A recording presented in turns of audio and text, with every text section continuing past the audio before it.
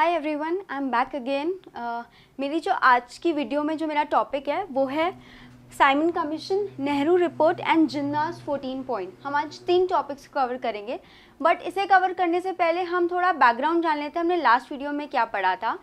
हमने स्वराज पार्टी के बारे में पढ़ा था और आपको अगर याद होगा तो स्वराज पार्टी ख़त्म हो जाती है, उसके कॉजेज़ और कॉन्सिक्वेंसेस मैंने आपको दोनों ही चीज़ें लास्ट लेक्चर में पढ़ा दी थी। सो उसके बाद क्या हुआ ये जान लेते हैं।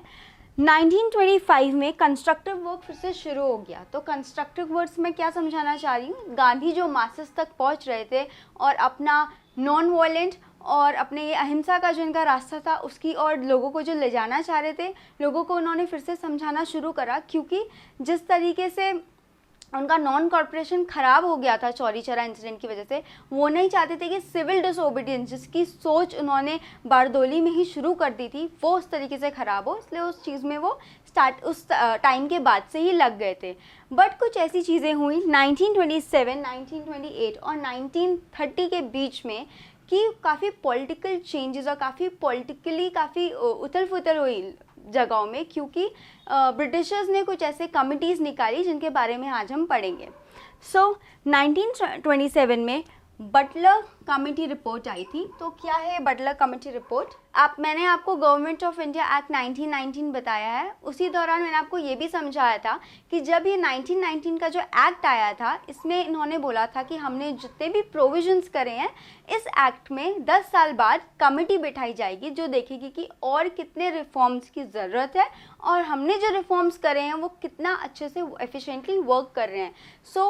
गवर्नमेंट ऑफ इंडिया एक्ट की रिपोर्ट कब आया था? ये एक्ट 1919 में, और साइमन कमीशन की रिपोर्ट कब आई थी? 1930 में। तो पूरे 10 साल बाद ये रिपोर्ट आई। बट उससे पहले एक और रिपोर्ट आई गई which was a Butler committee. तो इसमें क्या हुआ, जो स्टेट थी और जो गवर्नमेंट थी उनके बीच में रिलेशनशिप जानने को ये कमेटी बिठाई गई थी। अब आप स्टेट से समझ रहे हैं क्या? इंडियन स्टेट्स और government which was the British government. अब इनका रिलेशनशिप क्या था? अगर आपको मेरा फर्स्ट लेक्चर याद होगा तो मैंने आपको पहले भी बताया है, इसमें पैरामाउंसी इनकी चलती थी, जहाँ पे प्रिंसली स्टेट, राजा तो वहीं बैठा रहेगा अपनी स्टेट में, मगर तरीका थोड़ा ब्रिटिशर्स से हाथ मिलाते हुए सब्सिडरी अलायंस के साथ ये लोग चलना इन्होंने शुरू कर दिया था। और वहीं से उनकी स्टेट्स पे भले ही गद्दी पे राजा बैठा था, बट जिस तरीके से काम हो रहा था वो ब्रिटिशर्स के साथ हाथ मिला के काम हो रहा था उन स्टेट्स में। तो ऐसी प्रिंसली स्टेट्स काफ़ी थी उस टाइम पे, और उनके साथ कैसा रिलेशनशिप चल रहा है ये ब्रिटिश गवर्नमेंट ने सोचा कि अब इस पे वर्क करते हैं और इसके लिए कमेटी बिठाई गई विच वाज दिस बल्टर कमेटी। सो इसमें ये 3 मेंबर की कमेटी थी। आइए देखते हैं कौन कौन थे इसमें। Sir Harcourt Butler, professor WS Holdsworth and SC Peel. इन्होंने क्या करा, इन तीनों लोगों ने 16 प्रिंसली स्टेट पे जाकर इन्वेस्टिगेशन करा, देखा रिलेशनशिप कैसा है, और तब जाके 1929 में इन्होंने अपनी रिपोर्ट निकाली। इनकी रिपोर्ट क्या बोलती थी कि जो पैरामाउंटी पावर है, जो ब्रिटिशर्स की पावर है प्रिंसली स्टेट्स के ऊपर, वही सुप्रीम रहेगी। और दूसरी इन्होंने बात बोली कि जो अग्रीमेंट हुआ है ब्रिटिशर्स का और जो इंडियन स्टेट्स का है, वो जो अग्रीमेंट है वो बढ़ता रहेगा। वो अग्रीमेंट, वो ऐसा नहीं है कि वो सिर्फ एक कॉन्ट्रैक्ट बेसिस पे अग्रीमेंट है, वो अग्रीमेंट ग्रोइंग भी रहेगा। साथ ही साथ और उन्होंने क्या चीज़ बोली कि जब तक ब्रिटिश राज है, जब तक ब्रिटिश में, इंडिया में ब्रिटिशर्स का राज है, उस टाइम तक कोई भी स्टेट किसी अन्य राज्य के साथ अग्रीमेंट नहीं कर सकती है। ये जो रिपोर्ट आई थी इससे प्रिंसली स्टेट ज़्यादा खुश नहीं थे और ये रिपोर्ट को बहुत क्रिटिसाइज भी करा लेफ्टिस्ट लोगों ने। अब जो बटलर कमेटी थी वो किसके लिए थी? रिलेशंस के लिए थी, जो स्टेट के साथ था और जो गवर्नमेंट के साथ था। उसी के साथ सर 1927 में ही बात हो गई कि हम साइमन कमेटी भी बिठाएंगे। और ये किस लिए बिठाएंगे? जो कॉन्स्टिट्यूशनल रिफॉर्म की और ज़रूरतें हैं या फिर जिस तरीके से उस टाइम पे एडमिनिस्ट्रेशन चल रहा था उसे देखने के लिए कमेटी बिठाने की बात हुई। क्या था ये साइमन कमीशन? 1928 में ये लोग आए और ये 7 मेंबर की स्टैट्यूटरी कमीशन थी, जहाँ पे लोगों ने कॉन्स्टिट्यूशनल रिफॉर्म, जो 7 वाइट लोग थे, इन्होंने कॉन्स्टिट्यूशनल रिफॉर्म्स की इन्वेस्टिगेट करने की बात करी और इस कमेटी को प्रोटेस्ट करा। आपने स्लोगन काफ़ी सुना होगा, साइमन गो बैक। ये स्लोगन उस टाइम पे बहुत यूज़ हुआ था और ये बहुत ही एक वैसा मुद्दा था इंडियन पीपल के लिए, क्योंकि इन्होंने प्रोटेस्ट उस टाइम पे बहुत ज़्यादा करने इन्होंने शुरू करा। क्योंकि जो साइमन कमेटी बैठी थी यहाँ पे सिर्फ वाइट लोग ही थे, मतलब सिर्फ ब्रिटिश लोग ही यहाँ पे थे, यहाँ पे इंडियंस थे नहीं। तो इंडिया के जो लोग थे वो बोलना चाह रहे थे कि आप जिस हमारे कॉन्स्टिट्यूशन के लिए जो कमेटी बिठा रहे हैं, हमारे रिफॉर्म के लिए जो कमेटी बिठा रहे हैं, इस कमेटी में तो सिर्फ वाइट लोग ही हैं, इसमें हम इंडियंस तो है ही नहीं। सो अगर हमें हमारे देश के लिए कुछ बदलाव करना है, वो हमको भी तो उसमें पार्टिसिपेट करने का मौका मिलना चाहिए। सो जो उनको मौका नहीं मिला पार्टिसिपेट करने का, इस वजह से उन्होंने इस मूवमेंट के लिए प्रोटेस्ट करा। अब मैंने आपको बताया कि 1927 में ही साइमन आने की बात हो चुकी थी कि साइमन लोग आ रहे हैं। सो मद्रास में एज यूजुअल मैंने आपको बताया कांग्रेस की हर साल एक सेशन होता है। उस टाइम पे 1927 में मद्रास में सेशन हुआ, उन्होंने फिर से बॉयकॉट की बात की। उन्होंने कहा हम इसको बॉयकॉट करेंगे और हम प्रोटेस्ट करेंगे इस कमीशन के खिलाफ, हम इस कमेटी को बैठने नहीं देंगे। और इसमें कौन कौन शामिल थे? कांग्रेस, जो उस टाइम के लीडर थे Motilal Nehru, Muslim League which was Mohammad Ali Jinnah, and Hindu Mahasabha. Hindu Mahasabha, अगर आपको याद होगा, मैंने आपको बताया है कि रिस्पॉन्सिबल्स और नॉन रिस्पॉन्सिबल के बीच में जो लोग आ गए थे, उसमें जो हिंदू इंटरेस्ट के थे उसको हम लेते हैं हिंदू महासभा, जिसके लीडर थे NC केलकर।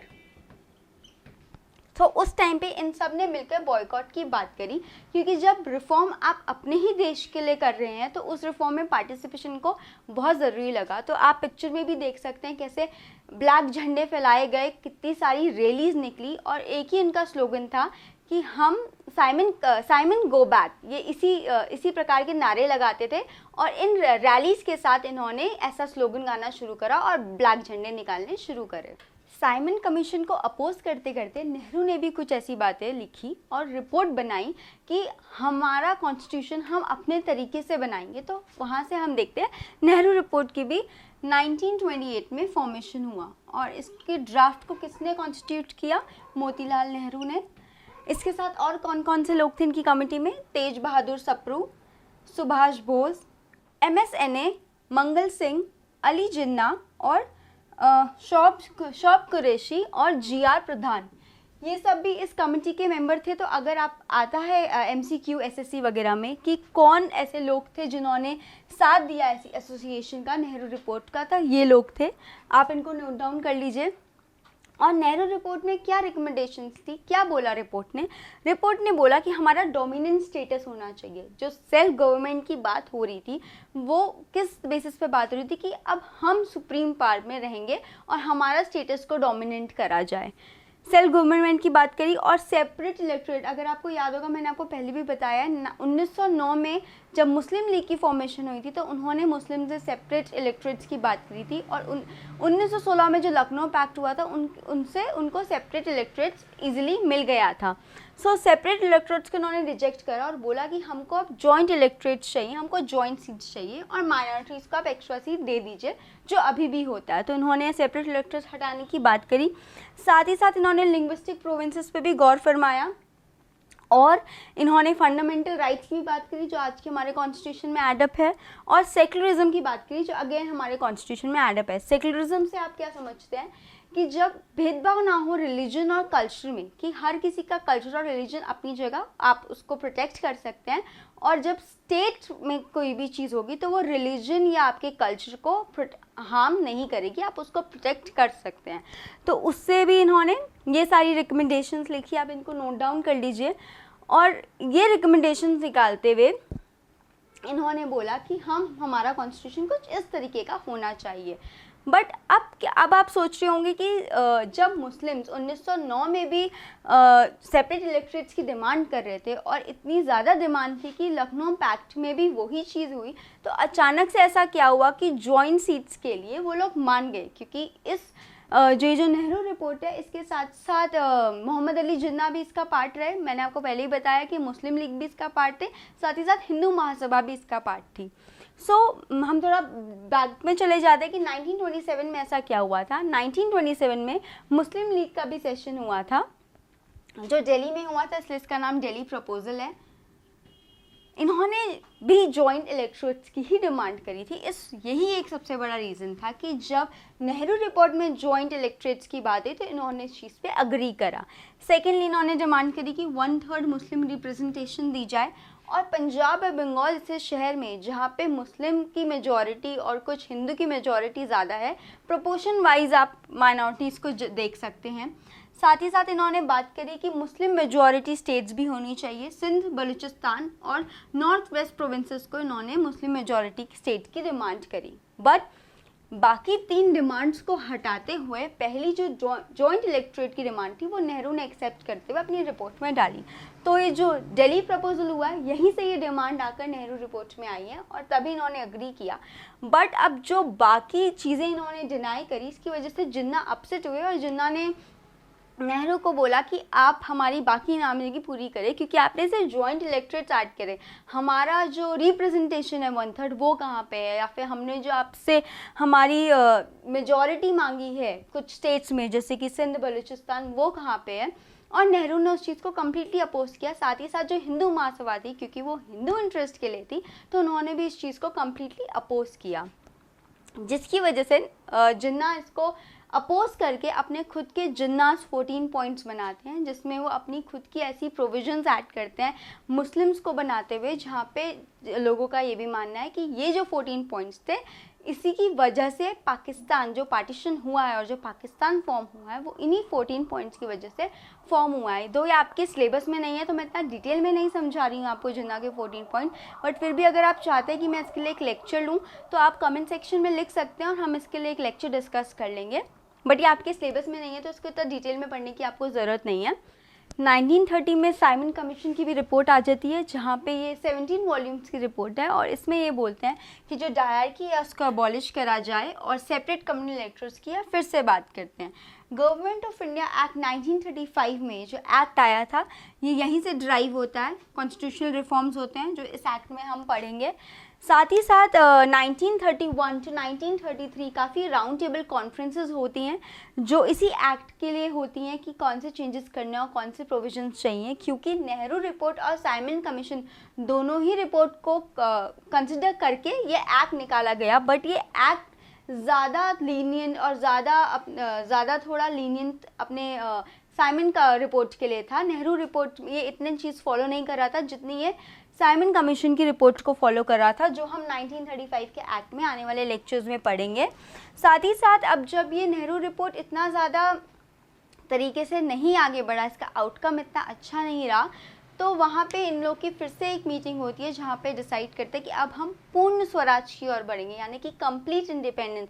तो जो टर्म पूर्ण स्वराज आया है ये यहीं पे आया था 1930 पे, और ये सिविल डिसओबीडियंस मूवमेंट और डांडी मार्च जैसे मूवमेंट स्टार्ट करते हैं और हम फिर से एक नया वेव देखते हैं, क्योंकि यहाँ से हम जो हमारी इंडिपेंडेंस के लिए जो हमारी फाइट है, जो हमारा स्ट्रगल था, वो और ज़्यादा क्लोज आता है। और गवर्नमेंट ऑफ इंडिया एक्ट के बाद भी चीज़ें ऐसी पॉलिटिकली चेंज होती हैं कि 1947 आते आते हम लोग को इंडिपेंडेंस मिल जाती है।